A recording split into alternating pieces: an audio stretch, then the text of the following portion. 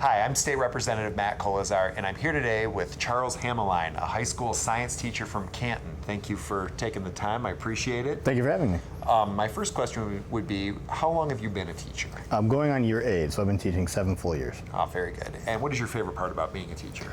I would say, honestly, it's about making the connections with the students and then helping them to gain access to the type of knowledge they wouldn't normally have access to. So, for instance, in my class, I do a lot of real-world applications. I teach forensic science. So the kids love applying scientific principles in a way that they don't normally do it. And I also like helping them be able to communicate effectively so they can, I don't know, navigate their way through life. So many times kids don't know how to do those kinds of things and they cannot express themselves, and I get a chance to do that in a scientific way.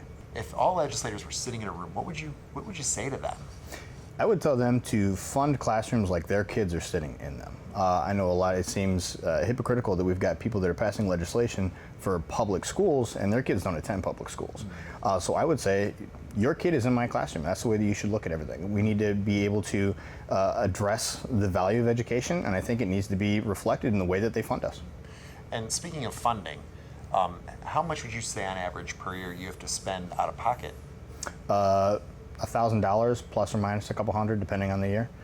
So yeah, $1,000. I mean, I teach science, so we go through a ton of supplies, disposable and non-disposable. Yeah, $1,000. And especially when you talk about the science, for example, you're going to spend more out of pocket than other subjects because you have so much equipment that you're going to need.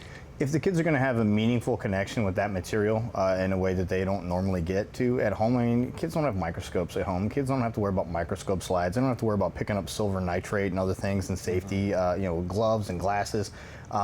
Yeah, it's really easy for that bill to rack up, and I'm not going to pass up on an opportunity to have a lab because it's going to cost me $100. I'm going to go spend $100. I'm going to get the stuff they need, knowing that I'm not going to get that back.